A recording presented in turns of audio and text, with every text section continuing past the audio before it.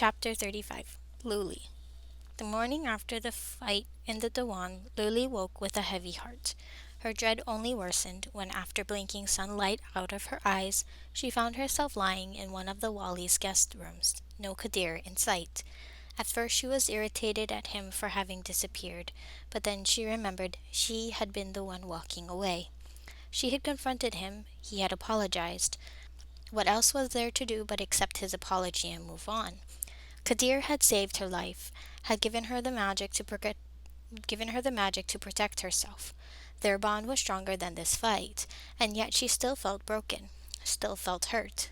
Luli sighed as she turned to her preparations for the day.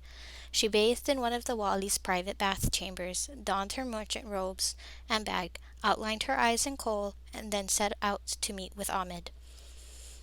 The guards led her into the courtyard, past the Dewan, and up to a landscape of ponds and crisscrossing bridges. The Wali stood on the longest bridge, a beautiful wooden construct with rails that curved and spiraled like eddies. The bridge hung above a pond. Flowered cacti surrounded the water, and golden daisies, marigolds grew between the smooth stones edging their way out of the pond's surface.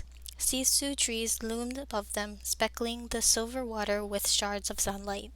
Ahmed stared at all of this blankly. He turned only when the guards announced her presence, and then, as he always did, he forced a smile onto his face. It was the most half-hearted smile she'd ever seen on him, made even less convincing by the dark circles under his eyes. She noticed he was garbed entirely in white, the color of prayer. Ah, if it isn't my favorite guest. How goes the morning midnight merchant? Mundane. She despised the world for continuing on like normal, even though Ahmed's life was falling apart. Ahmed sighed. Indeed, he waved a hand at the guards. You may leave us. The command took the guards as far as the next bridge. Ahmed chuckled without humor at her confusion. They are wary of me, and for good reason. She realized it was the truth. The guards weren't securing the area, they were securing Ahmed. She could feel their eyes from a distance. Her stomach sank. But why? What happened last night wasn't your fault. She had been in his chamber last night when he explained what had happened. He had, without knowing why, been carrying the collar around while preparing for his meeting. He'd been in the jinn-made forest when it started speaking to him. Before he'd known what he was doing, he clasped it around his neck and became a prisoner in his own mind. It was the stuff of nightmares. Luli knew she had nearly fallen under the same spell. Ahmed smiled, a sad, stiff smile. Unfortunately, it's difficult to blame murder on a very formless, very dead jinn. Why not? Prince Mazen was possessed. He injured people too. She approached him slowly, fingers trailing the wooden rails. Injury is not permanent. Death is. His throat bobbed at the last words, and he paused to stare at their reflections as he composed himself. Luli yearned to reach out and pat his shoulder, draw him into her arms. She didn't know. The thought of trying to comfort him terrified her. She was good at fanning flames, not putting them out. I am to visit Medine in a few days' time, he said, breaking her from her thoughts. I have already sent a letter to the Sultan. I leave my fate in his hands. Lily did touch him then, grabbing his sleeve and yanking him toward her so she could glare into his face. You don't mean that. You aren't a criminal, Ahmed. Ahmed blinked at her, mouth agape. Luli wanted to shake him until he murmured, You said my name. There was wonder in his eyes. Given the circumstances, there was absolutely no reason for her to be blushing, but damned fool that she was blushing anyway. Yes, I did, but your name was not the point. Her fingers were still clenched when Ahmed pulled her hand from his sleeve. He loosened her fist and laced his fingers through hers. Luli stiffened.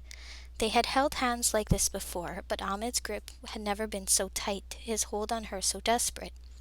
Normally, this was when she pulled away. Ahmed had always given her space when she became overwhelmed.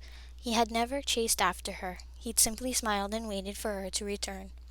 But the man holding her hand now was a shattered version of himself. The least she could do was be here for him. No, she wanted to be here for him. So this time she did not pull away. Ahmed smiled at her, that broken smile that made her heart sink, before turning his gaze to the water. When he saw Luli's reflection grimacing at him, he sighed and said, I will tell the Sultan what happened, nothing more, nothing less. He is just a man. I trust his sentence. Just. It was the last word she would use to describe the Sultan. Lily didn't know how long they stood there, watching the ripples spread and break on the surface of the water, before Ahmed broke the silence. I'm sorry, I didn't want to hurt you, but the Jinn. His hand shook in her grip. I couldn't move. I told you already. It wasn't your fault. I could have killed you. His voice was whisper soft now. I almost killed you. But you didn't. Luli. She startled when he turned toward her. There was an urgency in his eyes that had not been there before. That relic. You don't truly plan on taking it with you, do you? It will consume you. No. She hesitated, and then, because the situation seemed to call for it, she squeezed his hand and said, I'm the Midnight Merchant. Relics don't possess me. I possess them. She had meant for the remark to lighten the mood, but Ahmed's expression only dampened further at the words. You remember my bodyguard? He has a means of neutralizing the relics. I trust him. Your bodyguard? Ahmed furrowed his brow. He wasn't there last night, was he? No, he was tracking rumors of a killer. She had sent him away because of her own bravado and probably doomed Ahmed in the process. No. She squashed the guilty thought. She had not been the one holding the relic. That had been the prince.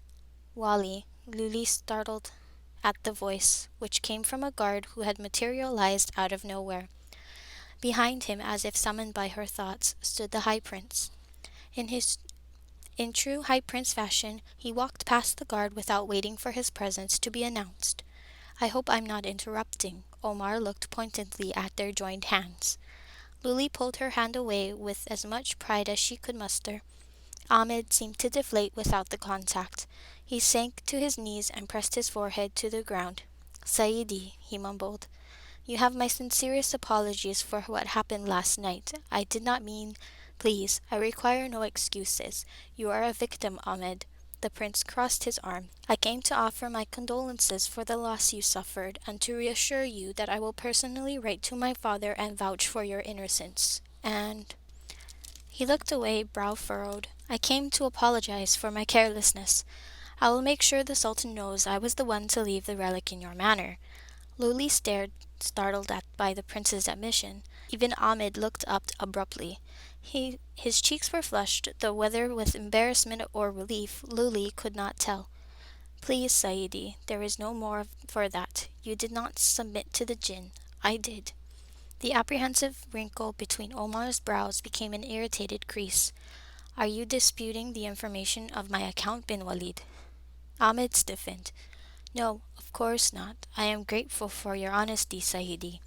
Omar's lips quirked slightly. Humility doesn't suit you. The half-smirk faded as he turned to Luli. You, on the other hand, stole the show, Al-Nazari. I am impressed. I've never seen anyone wield a dagger so well with an injured hand. Her heart halted, shuddered. Shit. She had forgotten about the non-existent injury. All her focus during the fight had been on keeping her and Ahmed alive. Why does he have to be so damned observant? She noticed when Ahmed was looking at her curiously now, his sleep-shadowed eyes flitting to her hand. After a second of hesitation, she raised her bandaged hand and wiggled her fingers. Gin blood is always very useful to have on hand. Her heart thundered so loudly in her chest, it seemed impossible no one heard it in the silence. You didn't think I would have given the only blood I have to Rasul al-Jashin? I would think you had no reason to hide the existence of such blood. Luli snorted. She hoped to the gods she wasn't sweating as much as she feared. Alert you to an invisible stash of gin blood so you could steal it from me. I am no fool. Except she was a fool. She was so much a fool she wanted to laugh at herself. Omar looked skeptical of her claim, but he mercifully let her excuse go. Their conversation moved from the courtyard to the Dewan and then into the corridors as Ahmed offered them provisions for the rest of their trip. The next and last city they would pass through was Giban, and it would be at least a week before they reached it. The talk between the three of them was stilted and awkward, filled with silences and forced niceties. Luli noted a strange tension between the men. She had the impression they were dancing around each other's words. She didn't think on it for long. it was of no interest to her. She was, however, very interested in the High Prince's long pauses. They seemed more thoughtful than usual, as if he were carefully considering his reactions before he made them. She was suddenly reminded of another thing that had bothered her, his behavior during the battle. The prince had not fought, he had watched. It was a perplexing epiphany, and Luli was resolved to confront him about it. She never got the opportunity, though. Prince Omar excused himself before she could demand answers, explaining that he had last-minute preparations to make before they departed that afternoon. After saying his stilted goodbyes to Ahmed, he disappeared, leaving her and the Wali alone. By this time the ease with which they had conversed had dried up, leaving them bereft of anything to say. So the two of them simply walked, back through the open-air halls and into the courtyard. Luli noticed Ahmed glance warily at the trees. Most likely he was remembering the blood that had been spilled beneath them last night. She suspected that even in the future, when those stains were washed off the grass, he would never stop seeing them. What had been an eerie but tranquil place was now a permanent reminder of a once-lived nightmare. She could not conceive of the breathtaking shame that would warp Ahmed's heart every time he entered his estate and saw these trees. Had Kadir been here, he would have told her the Wali deserved to know the fear of his victims. Perhaps he was right, but still that did not stop Luli from pitying him. They were nearing the edge of the copse when Ahmed at last turned toward her. "I am sorry your visit has been so unpleasant, Luli Anazari." She blinked. "No, I should be the one apologizing. Had the prince and I not brought the relic to Dime, none of this would have happened." Ahmed shook his head. "I have no excuses for my incompetence." Luli nearly said the High Prince was every bit as incompetent yesterday, but held her tongue. It would not do to insult Omar bin Malik in front of one of his subjects. Ahmed continued, "I have failed in my duties as your host, and I owe you an apology." Beneath that apology was another one. "I am sorry I could not convince you to accept my proposal." Every time she came to Dime, the Wali tried to win her over, not with tokens or gold or flowers, but with honest conversation. He was the only man she visited for pleasure rather than business, the only man whose company she enjoyed, whose company she missed. Some day she would have to face the reality that he could never be her future, but for now she would keep dreaming that the circumstances of their lives were different. "No apologies are necessary." She held out a hand. "When I return, I'll tell you about my adventure in full." Because she had faith Ahmed bin Walid would be back. He was a hunter, and hunters were tenacious creatures. She expected the Wali to shake her hand. Instead, he grasped it and kissed her knuckles. "And we shall finally talk, lovely Luli, of stars and stories." Luli was too astonished to say anything. It was not until she left his residence that she noted her clammy palms and racing heart. But then Kadir appeared at her side, and her anxiety vanished into thin air. They didn't speak. They didn't need to.